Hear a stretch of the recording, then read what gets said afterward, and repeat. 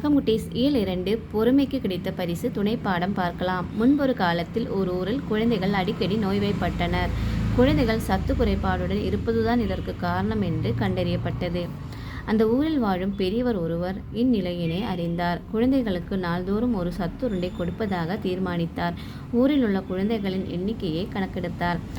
முன்பொரு காலத்தில் ஒரு ஊரில் அங்கே இருக்கிற குழந்தைகளுக்கு அடிக்கடி உடம்பு சரியாமல் போயிட்டு இருந்துச்சு. இதுக்கு என்ன காரணம்னு நம்ம தேடும்போது கிடைச்சது என்னன்னு தெரியுமா? அந்த குழந்தைங்களுக்கு சத்து குறைபாடு தான் காரணம்னு தெரிஞ்சிச்சு. அப்போ அந்த ஊரில் வாழ ஒரு பெரியவர் என்ன செஞ்சாங்க, இதெல்லாம் தெரிஞ்ச உடனே அங்கே இருக்கிற குழந்தைங்களுக்கு டெய்லி நம்ம ஒரு சத்துருண்டை கொடுக்கலான்னு முடிவெடுத்தார். அதுக்காக அந்த ஊரில் இருக்கிற குழந்தைகளோட எண்ணிக்கையை கணக்கெடுத்தார்.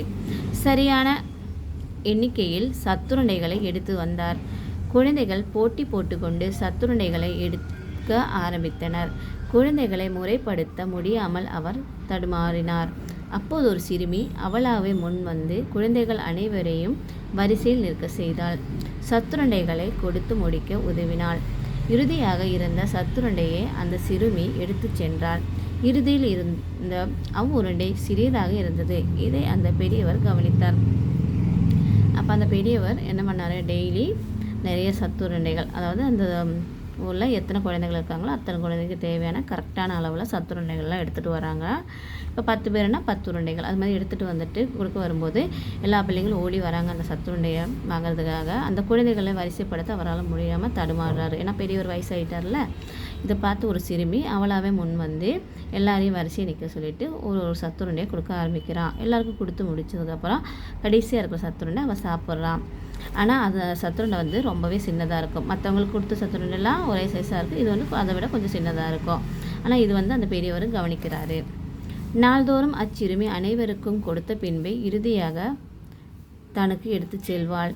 இவ்வாறே தொடர்ந்து நடந்தது. ஒரு நாள் அச்சிறுமியின் வீட்டுக்கு அந்த பெரியவர் வந்தார். இப்போ டெய்லியும் அந்த சிறுமி தான் எல்லாருக்கும் சத்துருண்டை கொடுப்பாங்களாம். கொடுத்துட்டு மீதி இருக்கிற அந்த கடைசியாக ஒரு சின்னதாக இருக்கும் இல்லையா, அது மட்டும் அவள் சாப்பிட்டுப்பாளாம்.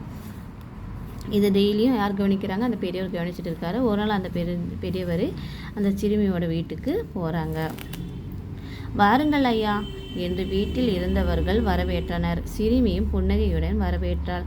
உங்களால் என் குழந்தையும் பிற குழந்தைகளும் ஊட்டச்சத்து பெறுகிறார்கள். நன்றி, நீங்கள் மிகவும் உயர்ந்தவர் என்று சிறுமியின் தாய் நன்றி கூறினார். அப்போ அந்த பெரியவர் அந்த சிறுமியோட வீட்டுக்கு போகிறாங்க. போனோடனே அங்கே இருக்கிற எல்லாருமே, வீட்டில் இருக்கிற எல்லாமே வாங்கன்னு எல்லோரும் வரவேற்கிறாங்க. அந்த சிறுமியும் சிரிச்சுக்கிட்டே வாங்கன்னு சொல்கிறாங்க. உடனே நீங்கள் தான், உங்களால் தான் இங்கே ஊரில் இருக்கிற எல்லா குழந்தையும் சரி என் குழந்தையும் சரி சத்து அதாவது ஊட்டச்சத்து டெய்லியும் கிடைக்குது. இதுக்கு ரொம்பவே நன்றின்னு சொல்கிறாங்க. அதனால் நீங்கள் வந்து மிகவும் உயர்ந்தவர்கள் என்று சிறுமியின் தாய் நன்றி கூறினார். அவங்க அம்மா நன்றி சொல்கிறாங்க அந்த பெரியவருக்கு. நானா உயர்ந்தவர்? இல்லை, நானோ என்னிடம் இருப்பதில் சிறிது உதவி செய்தேன். ஆனால் உங்கள் குழந்தை இந்த வயதில் பொறுப்புடன் இருக்கிறாள். பிற குழந்தைகளுக்கு கொடுத்த பின்பே தனக்கு எடுத்துக்கொள்கிறாள். அவளல்லவோ உயர்ந்தவள். அவளை பாராட்டவே நான் இங்கு வந்தேன் என்றால் சிறுமிக்கும் குடும்பத்திற்கும் ஒரே மகிழ்ச்சி. அப்போ அவங்க அம்மா சொல்கிறாங்க, நீங்கள் உயர்ந்தவர் அப்படின்லாம் சொன்னது கேட்டு அந்த பெரியவர் என்ன சொல்கிறார், இல்லை நான் கிடையாது, உங்கள் பொண்ணு தான்.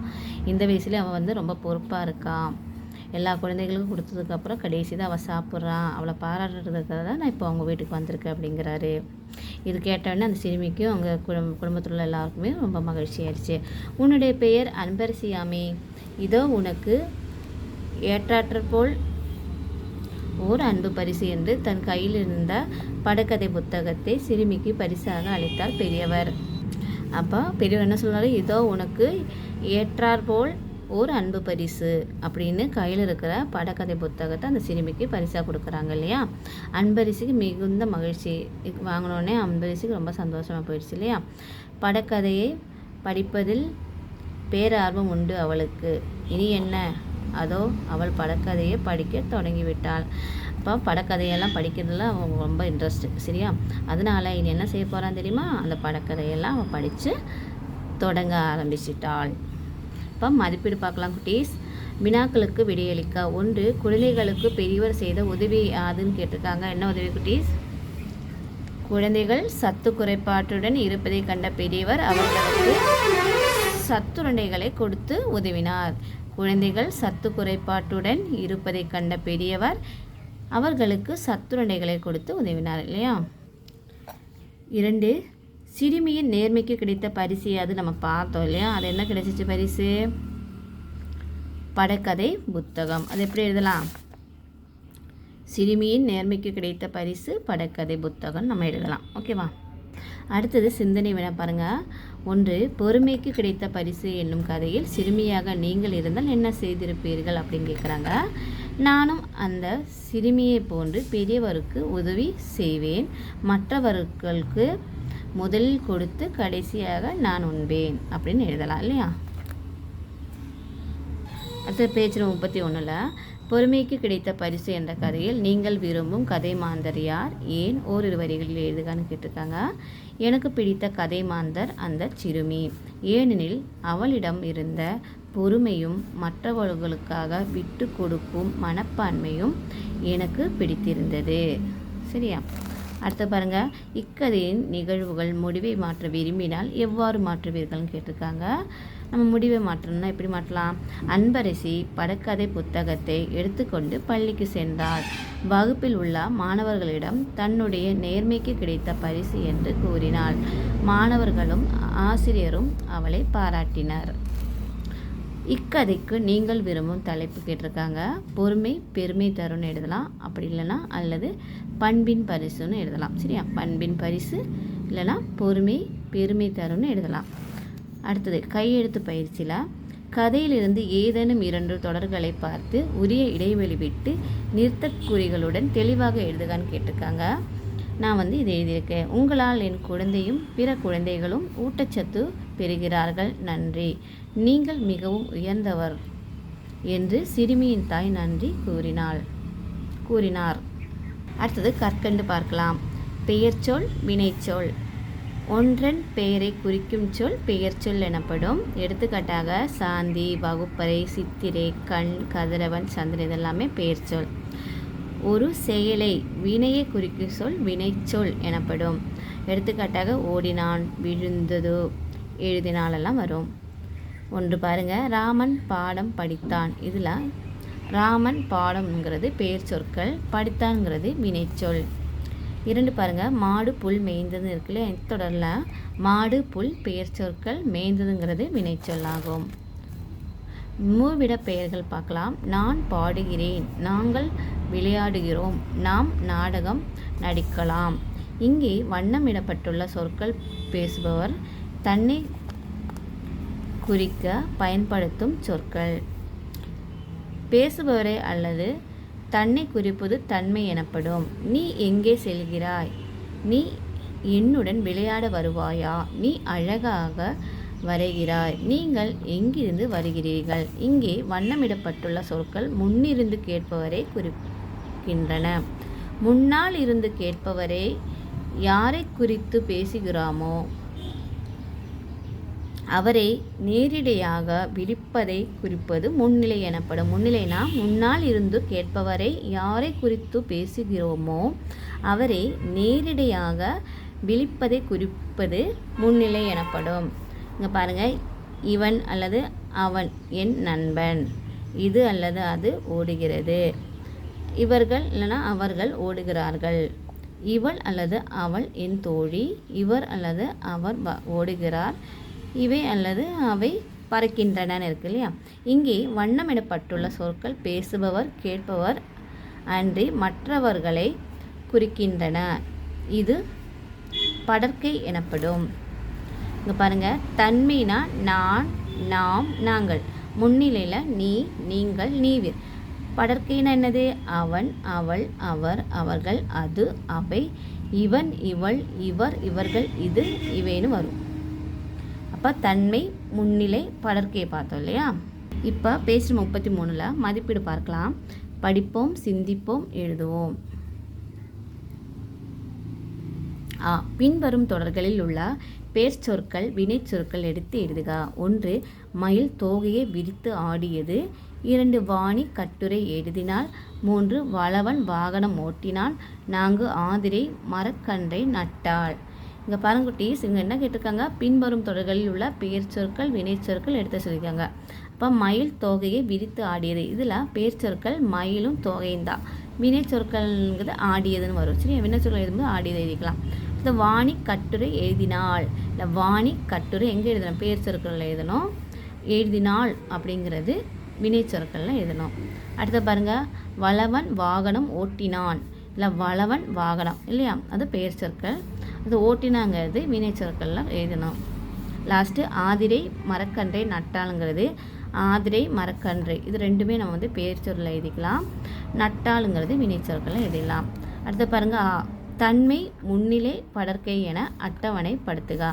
நீ, நான், அவர், நாங்கள், அவன், அவள், நீவீர், அது, நீங்கள், நாம், அவர்கள், அவை. நம்ம ஏற்கனவே பார்த்தோம் இல்லையா, அது அப்படியே எழுதிடலாமேங்க. தன்மைனா நான், நாங்கள், நாம் வரும். முன்னிலைனா நீ, நீவீர், நீங்கள் வரும்.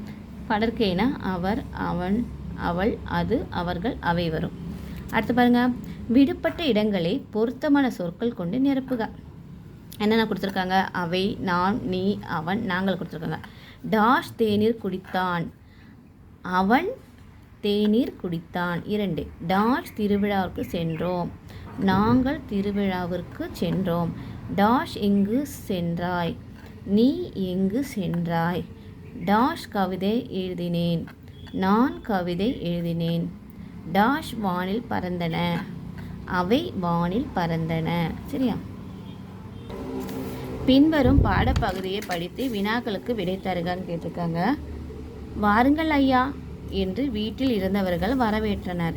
சிறுமியும் புன்னகையுடன் வரவேற்றாள். உங்களால் என் குழந்தையும் பிற குழந்தைகளும் ஊட்டச்சத்து பெறுகிறார்கள், நன்றி. நீங்கள் மிகவும் உயர்ந்தவர்கள் என்று சிறுமியின் தாய் நன்றி கூறினார். நானா உயர்ந்தவர்? இல்லை, நானோ என்னிடம் இருப்பதில் சிறிது உதவி செய்கிறேன். ஆனால் உங்கள் குழந்தை இந்த வயதில் பொறுப்புடன் இருக்கிறாள். பிற குழந்தைகளுக்கு கொடுத்த பின்பே தனக்கு எடுத்து கொள்கிறாள். அவளல்லவா உயர்ந்தவள். அவளை பாராட்டவே நான் இங்கு வந்தேன் என்றார். சிறுமிக்கும் குடும்பத்தினருக்கும் ஒரே மகிழ்ச்சி. உன்னுடைய பெயர் அன்பரசியாமே, இதோ உனக்கு ஏற்றார் போல் ஓர் அன்பு பரிசு என்று தன் கையில் இருந்த படக்கதை புத்தகத்தை சிறுமிக்கு பரிசாக அளித்தார் பெரியவர். அன்பரசிக்கு மிகுந்த மகிழ்ச்சி. படக்கதையை படிப்பதில் பேரார்வம் உண்டு அவளுக்கு. இனி என்ன? அதோ அவள் படக்கதையை படிக்க தொடங்கிவிட்டாள். படித்த பகுதியில் இடம்பெற்றுள்ள பேர் சொற்கள் எது சொல்லியிருக்காங்க, எழுதிடலாமா? ஐயா, வீடு, சிறுமி, குழந்தை, ஊட்டச்சத்து, தாய், குடும்பத்தினர், அன்பரிசி, படக்கதை, புத்தகம். அது வினை சொற்கள் என்னென்னா வரவேற்றாள், உதவி செய்கிறேன், இருக்கிறாள், வந்தேன், அளித்தார், படிக்க தொடங்கி விட்டாள்.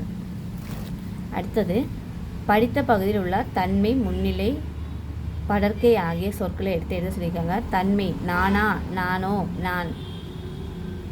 முன்னிலையில் இது இன்னும் ஓகே குட்டீஸ். முன்னிலையில் உங்களால், உங்கள், உனக்கு, நீங்கள், உன்னுடைய. படர்க்கையில் அவளல்லவோ, அவளை, அவளுக்கு, அவள். பேஜ் நம்பர் 35 சொல்லை கேட்டு எழுதுக. இனிமை, கற்றவர், புதிர், தமிழாசிரியர், மூதுரை, கல்வி செல்வம், தொலைக்காட்சி, பெயர்ச்சொல், சத்துருண்டை, உருமீன். 2 சொற்களை தொடரில் அமைத்து எழுதுக. 1 முன்னேற்றம் கொடுத்துருக்காங்க. இது எப்படி எழுதலாம்? கல்வியே ஒரு நாட்டின் முன்னேற்றத்திற்கு அடிப்படையாகும்னு எழுதலாம். 2 புதுமை கொடுத்துருக்காங்க. அறிவியல் அறிஞர்கள் எந்நாளும் புதிய புதுமைகளை படைத்து வருகின்றனர்னு எழுதலாம். 3 வாழ்க்கை. உழைப்பையும் நேர்மையும் ஒருவருக்கு சிறப்பான வாழ்க்கையை தரும். 4 தொலைக்காட்சி இல்லையா, தொலைக்காட்சி வாயிலாக நாம் உலக நிகழ்வுகளை உடனுக்குடன் தெரிந்து கொள்கிறோம். 3 கலைந்துள்ள சொற்களை வரிசைப்படுத்தி தொடர்களாக எழுதுகான்னு கேட்டிருக்காங்க. எடுத்துக்காட்டாக விழு செல்வம் கல்வி கேடில் எப்படி எழுதலாம்? கேடில் விழு செல்வம் கல்வி. 1 சிறப்பு, சென்ற இடமெல்லாம் கற்றவருக்கு கல்வின்னு கொடுத்துருக்காங்க. எப்படி எழுதலாம்? கல்வி கற்றவருக்கு சென்ற இடமெல்லாம் சிறப்புன்னு எழுதலாம். 2 கல்வி சிலையில் இளமையில் எழுத்து. அது எப்படி எழுதலாம்? இளமையில் கல்வி சிலையில் எழுத்துன்னு எழுதலாம். 3 எல்லாம் எள்ளுவர் இல்லாரே. இல்லாரே எல்லாரும் எள்ளுவர்னு எழுதலாம். 4 பசி போகும் பத்தும் வந்திட பறந்து. எப்படி எழுதலாம்? பசி வந்திட பத்தும் பறந்து போகும்னு எழுதலாம். 4 பாடலை நிறைவு செய்க. இங்கே எடுத்துக்காட்டாக கொடுத்துருக்காங்க. பழக்கடைக்கு போகலாம், நாம் பழக்கடைக்கு போகலாம். இனிக்கும் மாம்பழம் வாங்கலாம், நாம் இனிக்கும் மாம்பழம் வாங்கலாம். அடுத்து என்ன கொடுத்துருக்காங்க? பூக்கடைக்கு போகலாம், நாம் பூக்கடைக்கு போகலாம். பூக்கடையில் என்ன வாங்கலாம்? மல்லிகைப்பூ வாங்கலாம் இல்லையா? அதை எப்படி எழுதலாம்? மணக்கும் மல்லிகை வாங்கலாம், நாம் மணக்கும் மல்லிகை வாங்கலாம்னு எழுதலாம். சரியா? அப்போ பூக்கடைக்கு போகலாம், நாம் பூக்கடைக்கு போகலாம். மணக்கும் மல்லிகை வாங்கலாம், நாம் மணக்கும் மல்லிகை வாங்கலாம்னு எழுதலாம். அடுத்தது டாஷ் கடைக்கு போகலாம், டாஷ் கடைக்கு போகலாம். இங்கே நீங்கள் பொம்மை கடை, துணிக்கடை, வேற என்ன உங்களுக்கு பிடிச்ச கடைக்கெல்லாம் எழுதலாம். சரியா? நான் வந்து துணிக்கடையில் எழுதியிருக்கேன். துணிக்கடைக்கு போகலாம், நம் துணிக்கடைக்கு போகலாம். புதிய ஆடை வாங்கலாம், நம் புதிய ஆடை வாங்கலாம். நீங்கள் பொம்மை கடைக்கு போகலாம், நம் பொம்மை கடைக்கு போகலாம். கரடி பொம்மை வாங்கலாம், நம் கரடி பொம்மை வாங்கலாம் கூட இதெல்லாம் அழகாக இருக்கும். அடுத்து பாருங்கள், குறிப்புகளை பயன்படுத்தி கதை எழுதுக, பொருத்தமான தலைப்பை தருகால் கொடுத்துருக்காங்க. இங்கே முயல் ஆமையெல்லாம் இருக்கு இல்லையா? காடு, முயல், ஆமை, ஓட்ட போட்டி, முயல் வேகமாக ஓடுதல், ஆமை மெதுவாக செல்லுதல், முயல் ஓய்வெடுத்தல், ஆமை வெற்றி பெறுதல். முயலும் ஆமையும் எழுதலாம் நம்ம தலைப்பு இல்லையா? கதை எழுதிடலாமா? ஒரு பெரிய காடு இருந்தது. அங்கு வாழ்ந்த ஒரு முயலும் ஒரு ஆமையும் நண்பர்களாக இருந்தனர். முயல் தான் வேகமாக ஓடுவேன் என்ற கர்வத்தில் ஆமையை ஓட்ட போட்டிக்கு அழைத்தது. போட்டி தொடங்கியவுடன் முயல் மிக வேகமாக ஓடி சென்றது. ஆனால் ஆமை மெதுவாக தன் பயணத்தை தொடர்ந்தது. வெகு தூரம் ஓடிய முயல் ஆமை பின்னால் வெகு தொலைவில் வருவதை கண்டு ஒரு மரத்தடியில் சிறிது நேரம் ஓய்வெடுக்க எண்ணி துவங்கியது. ஆமை சோர்வடையாமல் தொடர்ந்து நடந்து தூங்கிக் கொண்டிருந்த முயலை தாண்டி சென்று இலக்கை அடைந்து வெற்றி பெற்றது. 6. ஒரே பொருளை தரும் பல சொற்களை எடுத்து எழுதுகான்னு கொடுத்துருக்காங்க இல்லையா? பார்ப்போமா? நெருப்பு, கதிரவன், சந்திரன் கொடுத்துருக்காங்க. இங்கே அம்புலி, பகலவன், அனல், ஆதவன், தீ, மதி, சூரியன், நிலா, தணல், பரிதி, திங்கள், கலன் கொடுத்துருக்காங்க. எழுதலாமா? நெருப்பு, நெருப்பு, அனல், தீ, தணல், கனல். 2 கதிரவன், ஆதவன், பகலவன், பரிதி, சூரியன். 3 சந்திரன், அம்புலி, நிலா, திங்கள், மதி. அடுத்த 7 பாருங்க. ஒரே ஓசையுடைய சொற்களை பொருளுக்கேற்ற தொடரில் அமைத்து எழுதுக. 1 தேநீர் கொடுத்துருக்காங்க. தேநீர்னு என்ன? தேயிலையை கொண்டு கொதிக்க வைத்த நீர். தேநீர், தேனும் நீரும் கலந்த நீர். இங்கே நீ மாறி இருக்குது பார்த்தீங்களா? எடுத்து மாறும்போது அதோட பொருளும் மாறுது. அடுத்து பாருங்கள், பறவை. பறவைனா கடல் அல்லது பரந்த பரப்பு. பறவை அப்படின்னா வானில் பறப்பது. வானில் பறக்கும் ஒரு வகையான பறவை, அதுதான் பறவை இல்லையா? அப்போ வானில் பறப்பது நம்ம எழுதிடலாம். பறவை எங்கே பறக்கும்? வானில் பறக்கும். அது 3 பாருங்கள், அன்னம் கொடுத்துருக்காங்க. நாம் உண்ணும் உணவு அல்லது ஒரு வகை அழகான பறவைன்னு எழுதலாம். அன்னம் அப்படின்னா வாயில் உட்புற மேல் பகுதி எழுதிக்கலாம். ஓகேவா? அடுத்து எதிரொலி. எதிரொலினா எழுப்பிய ஒலி தடையின் காரணமாக மீண்டும் கேட்பது. எதிரொலினா எழுப்பிய ஒலி தடையின் காரணமாக மீண்டும் கேட்பதுன்னு எழுதலாம். அடுத்து எதிரொலி அப்படின்னா ஒளி ஒரு பொருளின் மீது பட்டு மீண்டும் திரும்புவதுன்னு எழுதலாம். அடுத்த பாருங்க, படம் பார்த்து வர்ணனை தொடர்கள் எழுதுக. படத்தை பார்த்துட்டிங்களா? எடுத்துக்காட்டாக சின்னஞ்சிறிய கன்றுக்குட்டி. சரியா? அடுத்த நம்ம எழுதலாம் பழுத்து குலுங்கும் மாம்பழங்கள். பார்த்தீங்களா? பழுத்து குலுங்கும் மாம்பழங்கள். அடுத்தது பச்சை பசேல் என படர்ந்துள்ள மரங்கள். பச்சை பசேல் என்று படர்ந்துள்ள மரங்கள். 3 பாருங்க, வானில் உயிரே பறக்கும் பறவைகள். வானில் உயிரே பறக்கும் பறவைகள். 4 அழகிய சிறிய ஓட்டு வீடு. பாருங்க, அழகிய சிறிய ஓட்டு வீடு. ஓட்டு வீடு. அடுத்தது வண்ணமயமான பூக்கள் பூத்த தோட்டம். வண்ணமயமான பூக்கள் பூத்த தோட்டம். நீல நிற மேகங்கள் சூழ்ந்த வானம். நீல நிற மேகங்கள் சூழ்ந்த வானம். புன்னகை சிந்தும் சிறுமி. புன்னகை சிந்தும் சிறுமி. ஓகேவா? விண்ணப்பம் எழுதுவோம். குடிநீர் குழாயை பழுது நீக்க வேண்டி விண்ணப்பம் ஒன்று கொடுத்துருக்காங்க. நம்ம அதை படிச்சிடலாம். ஃபஸ்ட்டு அனுப்புனர் எழுதணும். ஆ இளம்பரிதி, தபால் பெட்டியின் ஆறுமுகம், கதவு எண் 24, கிழக்கு தெரு, மாமண்டூர், சின்ன சேலம் ஒன்றியம். பெறுநர் யாருக்கு அனுப்புகிறோமோ அவங்க தான் பெறுநர். சரியா? ஊராட்சி மன்ற தலைவர், ஊராட்சி மன்ற அலுவலகம், மாமண்டூர், சின்ன சேலம் ஒன்றியம். பொருள் என்ன? பழுதடைந்த குடிநீர் குழாயை சரி செய்து தர கோருதல் சார்ந்து.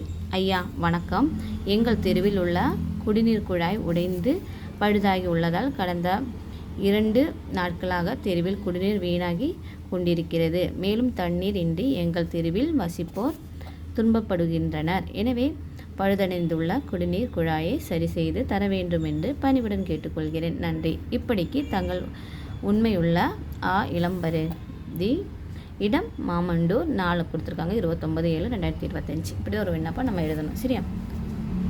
பேஜ் நம்பர் 41 பத்தியை படித்து பின்வரும் வினாக்களுக்கு விடையளிக்க பார்க்கலாம். சிங்கப்பூரில் உலக சதுரங்க வாகையர் உலக செஸ் சாம்பியன்ஷிப் 2024 தொடர் நடைபெற்றது. இத்தொடரில் இந்திய அணியின் இடம்பெற்ற தமிழ்நாட்டைச் சேர்ந்த குகேஷ் வெற்றி பெற்றார். மேலும் இளம் வயதில் உலக சதுரங்க வாகையர் பட்டத்தை வென்ற வீரர் என்ற சாதனையையும் படைத்துள்ளார். குகேஷ் இச்சாதனையை 18 வயதில் படைத்தார். இவர் பள்ளி வயது முதலே சதுரங்கம் விளையாடி வருகிறார். இப்பட்டத்தை பெற்ற முதல் இந்தியர் திரு விஸ்வநாதன் ஆனந்த் ஆவார். அதற்கு அடுத்த 10 ஆண்டுகளுக்கு பிறகு குகேஷ் இப்பட்டத்தை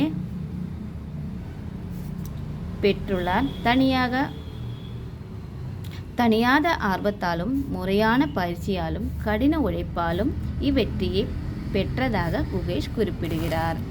1. குகேஷ் வாகையர் பட்டம் பெற்ற விளையாட்டின் பெயர் கேட்டிருக்காங்க, சதுரங்கம். 2. குகேஷ் படைத்த சாதனை என்னன்னு கேட்டிருக்காங்க, இளம் வயதில் உலக சதுரங்க வாகையர் பட்டம் வென்றது இல்லையா? இளம் வயதில் உலக சதுரங்க வாகையர் பட்டம் வென்றது. 3. உலக சதுரங்க வாகையர் பட்டம் வென்ற முதல் இந்தியர் அப்படின்னு கேட்டால் விஸ்வநாதன் ஆனந்த் தான். 4. சதுரங்க வீரர் குகேஷை பாராட்டி ஒரு தொடரை எழுத சொல்லியிருக்காங்க. எழுதிடலாமா? இளம் வயதிலேயே சதுரங்க விளையாட்டில் உலக சாதனை படைத்த குகேஷ் இந்தியாவிற்கு பெருமை சேர்த்துள்ளார். ஓகே குட்டீஸ், இதோட இந்த வீடியோ முடியுது. உங்களுக்கு இந்த வீடியோ பிடிச்சிருந்தா மறக்காமல் லைக் பட்டன் ப்ரெஸ் பண்ணி சப்ஸ்கிரைப் பண்ணுங்கள். வேறு ஒரு வீடியோவில் பார்க்கலாம். தேங்க்ஸ் ஃபார் வாட்சிங்.